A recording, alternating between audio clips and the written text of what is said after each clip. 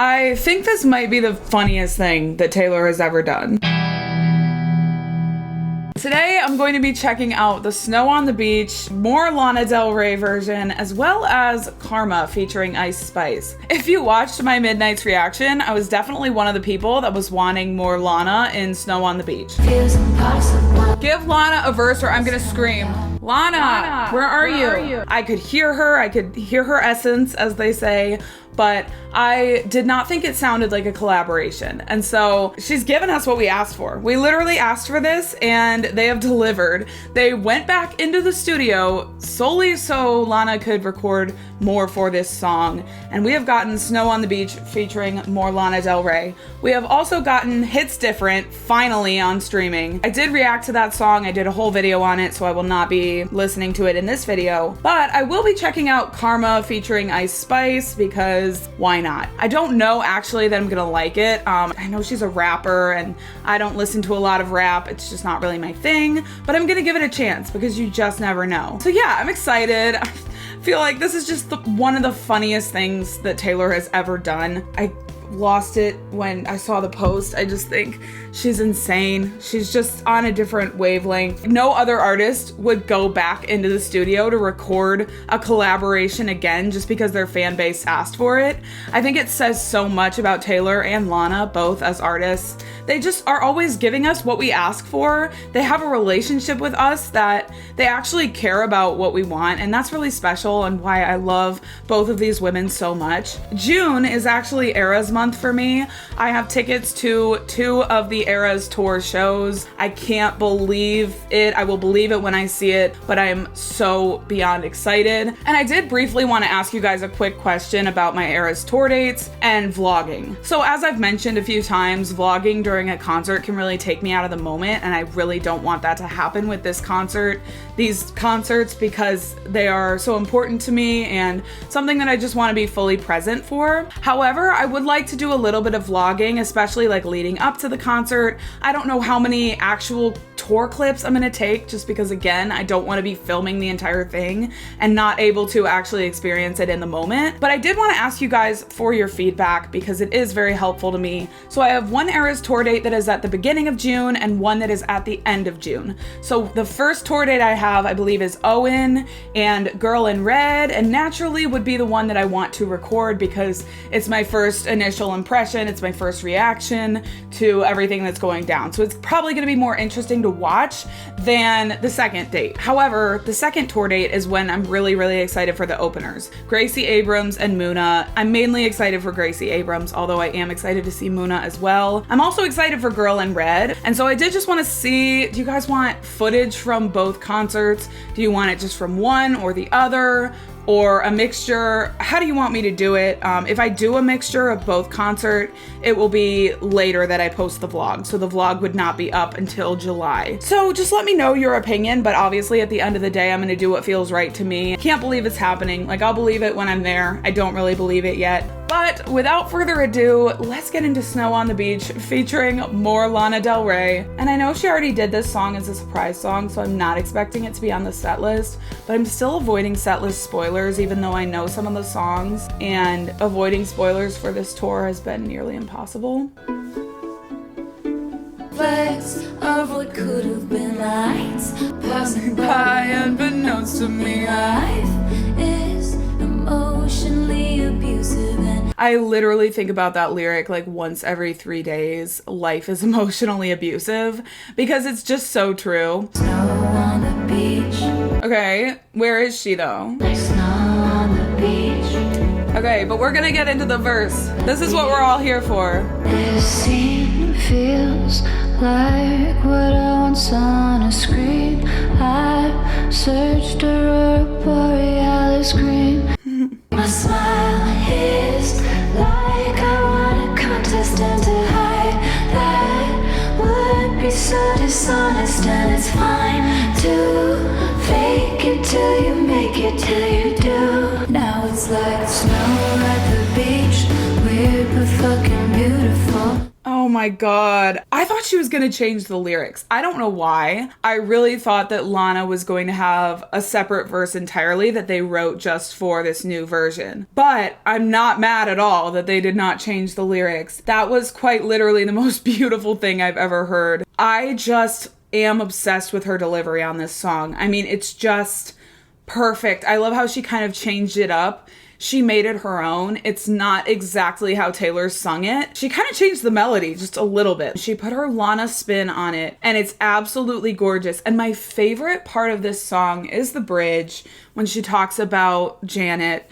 And that's like my favorite part of the entire song. But I really thought we were going to get some different lyrics. I don't know why. I don't know. I feel kind of dumb for thinking that because I don't know why they would have written an entire verse just for this. But I mean, you just never know with them. They will just do whatever they do. I kind of want to go back and listen to that again. So I'm going to do that. I've never seen someone lit from within, blurring out my periphery. My smile is like I want a contest and to hide that. I'm obsessed with the way she sings that part. It is so beautiful the way she goes up to the falsetto. I mean, it's just completely different. Like, it's completely Lana.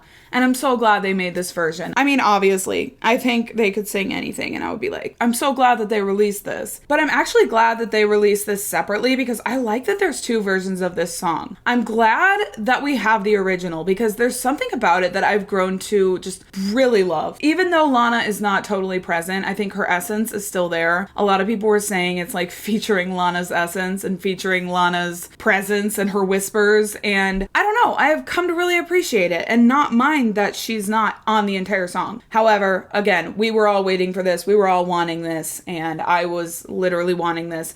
So yeah, I love that like they're listening to what we want. They don't have to do this. Like, they didn't have to make this version. They didn't owe it to us, but they did. And so I am really grateful. I wasn't sure just how different it would be, but it really is. Despite the fact that the lyrics are the same, it feels like a completely different song once Lana comes in. Lana stays Lana-ing. Now it's like snow at the beach, flying in a dream, stars by the pocketful. You wanted me tonight, feels impossible. Lana's even more present in this part too. It feels like she's on the first mic and Taylor's on the second mic. I don't know. You know what I mean? Like, she's first. That made no sense. Beach. Oh, Snow. that was cute. I don't know. Best part of the song is the bridge, and I will not be arguing. But your eyes are flying saucers from another planet. Now I'm up up for you like Janet. Can this be a real thing? And then it's just like, Are we falling like snow at the beach? Weird but fucking beautiful. this song just surrounds you with like this entire vibe and this entire atmosphere, and that is my favorite thing about it. So many people don't like this song. I feel like it is one of the more underrated songs on Midnights, and while it's not my favorite song on the album by any means, I think it's so stunning, and I definitely think it deserves more attention and more love. You're encompassed by their vocals. Both of them are such comforting vocalists and just have such beautiful voices. Lana has this peaceful way about her. I mean, Taylor does too, but Lana, her voice to me is just like peace personified, as I've talked about. And so the fact that she's on this song is just so peaceful. It brings this element that if it was just a Taylor track, it would not have the same feeling to it. It really would not. I love Taylor's voice, but Lana adds something to this song that is so necessary. Your eyes are flying saucers from another planet, and now I'm all for you like Janet is one of the best things I've ever heard. The lyric, so full of imagery. It's so beautiful with the falsetto. It just takes you literally to another planet when you hear it. Another thing I really appreciate about this song is it literally feels snow-like and beach-like at the same time. When I listen to this song, I feel like I'm in a snowstorm, like a really pretty, really majestic snowstorm, the kind of snowstorm that you want to be in. Maybe you're watching it from the window or something, okay? I'm not talking about like your car is broken down in the middle of the road, because that would not be the vibe. But it also manages to feel kind of beach-like and summery. You know me, I'm obsessed with songs that sound like they match the lyrics. The production aligns to the meaning of the song and aligns to the title of the song, and that's exactly what this song is. It's such a thematic song all around. It's kind of like 'Tis the Damn Season for me. It's like a winter song without being a Christmas song, and I just think it's honestly like such a masterpiece of a song.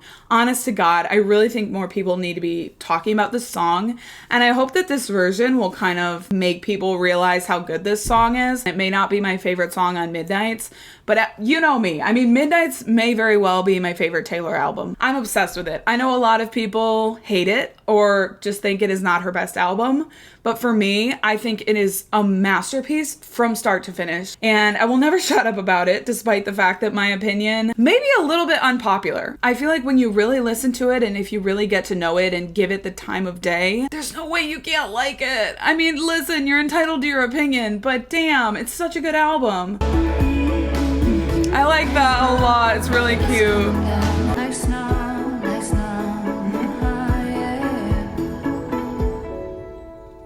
I really love that, and I'm really glad that they have both versions of the song. For me, both versions of the songs are something that I would listen to and love. And I think that they both offer something different to my listening experience. The next one is Karma featuring Ice Spice. I mean, this is the last song I will be listening to. But yeah, I really don't know anything about Ice Spice other than I know she has a song with like Nicki Minaj. I think she's a rapper. That's really all I know about her. I'm not a huge rap person, but I do like the occasional rap verse. I'm actually a huge fan of Endgame, and a lot of people hate that song. So, fun fact. Karma is my boyfriend. So crackly. That girl, like. I was not expecting her to come in that soon. Karma is that girl, like. You talking shit for the hell of it. Addicted to betrayal, but you're relevant to look down. Karma is a god. Karma is the breeze in my hair on the weekend. Karma is a cat purring in my lap cause it loves me. Flexing like a goddamn acrobat. Me and Karma vibe like that. Karma is your text bout to bounce. Karma is a fire in your house. And she bout to pop up unannounced. Got you waving pretty white flags. Feeling for that cash. Thinking it'll save ya. Now you switching up your behavior. Karma never gets lazy. Ooh, I loved that one line that said karma is the fire in your house. I loved her delivery on that. I actually do like this. I like her delivery. I'm not a rap person, so I'm not going to have a lot of specifics to say about the cadence and the rhythm and I don't know, the different details of rap music, but I think it's nice. I think it's good. I like it. Keep my head up, my bread up, I won't let up. Never. Promise that you'll never endeavor with none lesser. I also really love the rhyming and the wordplay. That's my favorite aspect of any rap music is just how they rhyme different words. I think it's so creative. It's so interesting to see what rhymes they come up with because just when you think there's no word that can rhyme with another word, the rapper will come up with a word that rhymes with it. And it just gets me every time. So I actually really like this. I don't know if it's like my favorite version of the song, but I be dragging that wagon. Dragging that wagon. Winning that pageant. Cause Karma is my boyfriend. Karma's a relaxing thought. Aren't you envious that for you it's not? Me and Karma vibe like that. Ask me what I learned from all those years. Ask me what I earned from all those tears. I'm still here. And Karma's gonna track you down. Step by step from town to town. Sweet like justice. Karma is a queen. Facts. Karma is I like this. coming straight home to me. Karma is my boyfriend. Karma is a cat purring in my lap cause it loves me. Karma is my bestie. Karma is my bestie. I liked it. I liked the rhymes. I did like Ice Spice's verse. I don't know that it would be the first version of that song that I turn to. Yeah, I don't mind a rap verse. I really don't. I like wordplay. I like creative lyrics like that. And so it is something that I enjoy on occasion. But yeah, Karma is that girl. She really is. The song and the karma itself. But yeah, I enjoy both songs. Obviously, Snow on the Beach featuring Lana was more like my thing. And Hits Different is so good, especially when you listen to it in the car. For me, that is when I appreciate it the most. It's just when I'm driving and listening to it.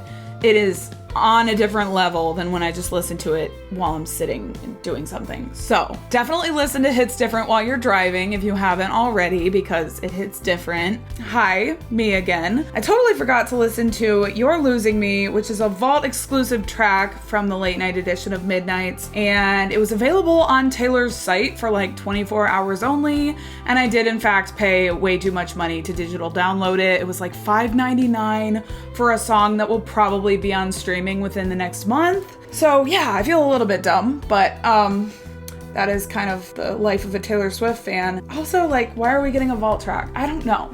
I just don't know. Like, I don't understand where all these songs come from. I am not complaining, but I am just confused. Also, I did just want to say that I did not fully register that the Snow on the Beach production, at least at the beginning of the song, is actually completely different in the version with more Lana. And I also have decided, and this is gonna really shock some people, but I've actually decided I think I like the original Snow on the Beach version more than the new version, which I know you're like, Beth, all you wanted was like a Lana verse and you're not even satisfied. Listen, I still think it's a beautiful version. I still love Lana's verse, but there's something about the original. I think it is the production and just the overall feeling of it. It just flows in this perfect way. Maybe I just need to get used to the new version more, because I feel like when it goes into Lana's verse, I'm so thrown just because I'm listening to a different voice. I know that's the whole point of a feature, but I don't know. I just wanted to give you a little update with my honest thoughts, but I'm so excited for You're Losing Me. I've heard good things from my cousin who said it's an amazing song, so I'm really excited. So let's get into it.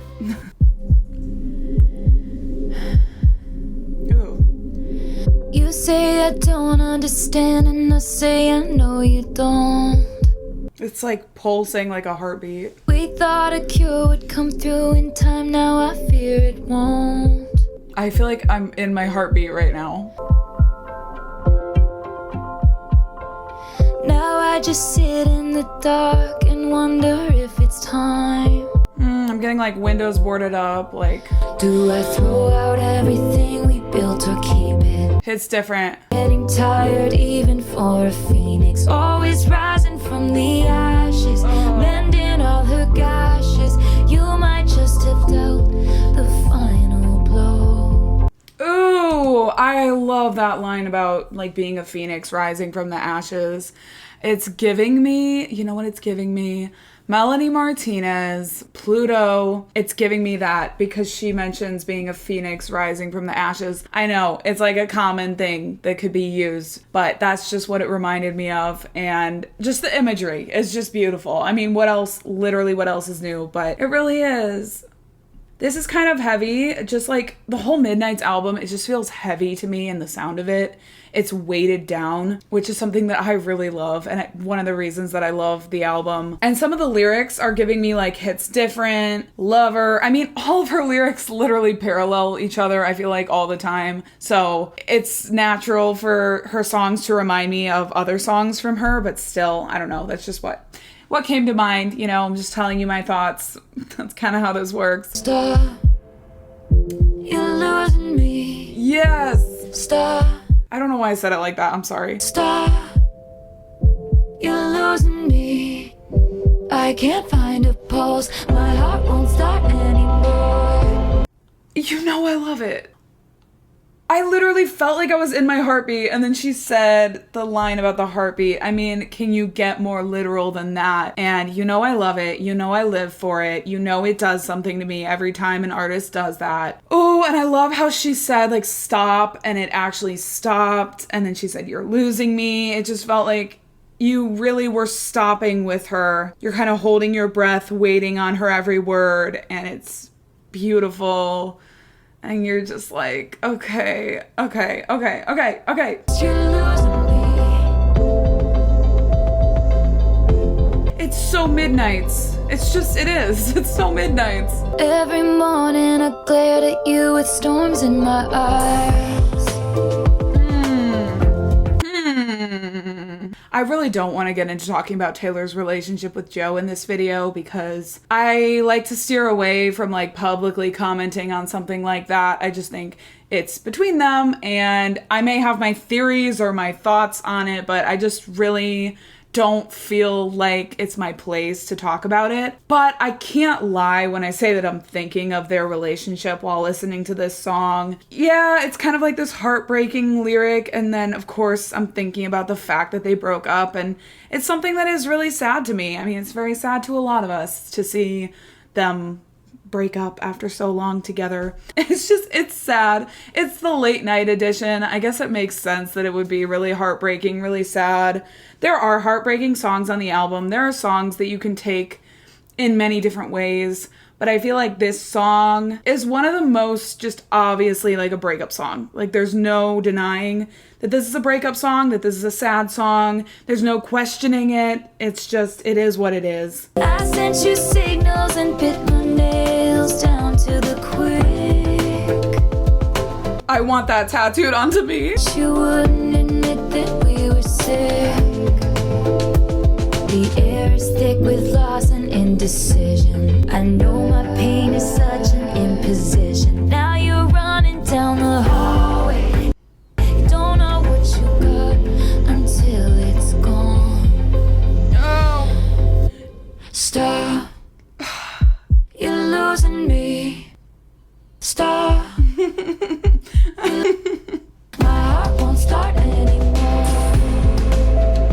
It's the double meaning too, for me. That's what it is. You're losing me, as in I'm dying. You're losing me, you can't find a pulse, I'm slipping away. But it's a metaphor, obviously, for a breakup. My face is gray. My face is sick. Death, the death of a relationship, death by 1,000 cuts. It's just beautiful songwriting. This is beautiful, beautiful, beautiful songwriting from her once again. And again, I feel like I say that all the time, but genuinely, it just is. I am not exaggerating. Like, this, it's just beautiful songwriting. And it may seem like I like every single Taylor Swift song, and that's because I kind of do, but it's also just because she's so consistently good as a songwriter, in my opinion, and she never really misses, even with a song that's like From the Vault that you might think is just a forgotten song that she discarded, and it ends up being so beautifully written, and the imagery, every single line is something I could comment on. I want to pause the song like every line, but obviously I can't do that, but I want to, because I just live for the imagery, and she's doing it so much. Like, my face is gray, my face is sick. Her words, her vocabulary in her music is insane. She never uses basic language. I feel like she always tries to find a word that more specifically describes the experience she's talking about. And that's just something that I endlessly respect about her. She said, "My pain is an imposition." When have I ever heard the word imposition used in a song? I genuinely don't think I ever have. It always gets me, because no other songwriter, I mean very few other songwriters, have such a vocabulary and such a way of describing things with very descriptive and specific language. It's never just like, I love you. It's like, you're the sunset that set in my eyes when I was driving down the highway crying. Sorry. The sound of it, I'm being a little dramatic, but like not really.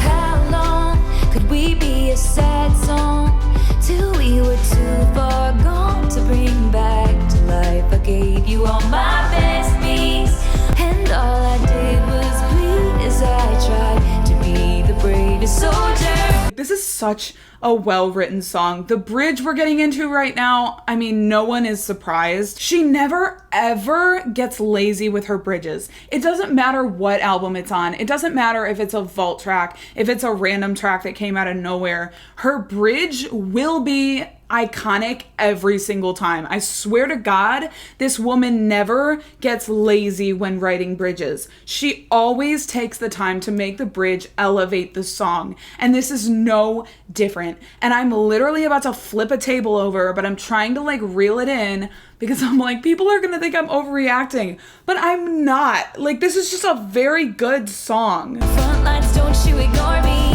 I'm the best thing at this party. Epiphany vibes. Sort of, I mean. And I wouldn't marry me either. A pathological people pleaser. closer. Only wanted you to see her. And I'm fading, thinking, do something, baby. Choose something, babe. I got nothing to less. You're choosing me. You're losing me. Stop, stop, stop. My heart won't start anymore.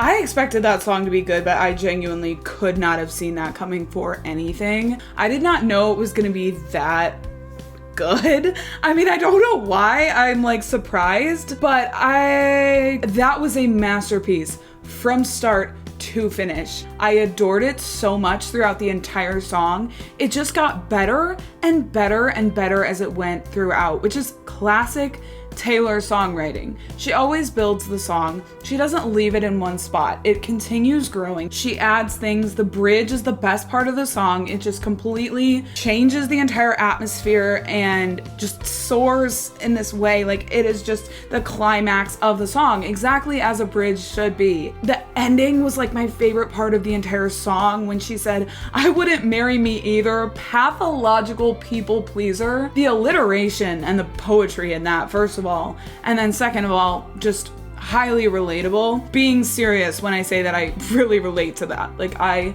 am a huge people pleaser. I literally just, this song is so good. I did not expect it to be this level of songwriting. I mean, I did, but I didn't, because every single time, I feel like no matter how many times I hear an amazing Taylor Swift song, there's just something about it that gets me every single time. Even though I know she's capable of writing songs like this and she's done it time and time again, I don't know why, it just throws me for a loop. Her songwriting is just always better than I expect it to be. The double meaning of the lyrics was just genius. I didn't really register it at first, but then halfway through the song, it just all came together and I realized that she was not only talking about a relationship, but she was making a metaphor about dying and like losing someone.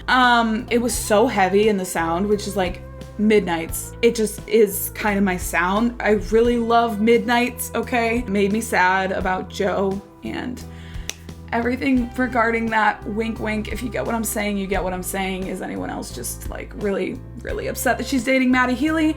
Yes, I'm so glad. At $5.99, this song is worth more. But yeah, I don't know. I just loved it. It was so good. Thank you so much for watching, for being here, for hanging out with me. Feel free to like and subscribe, and I will see you guys in the next video.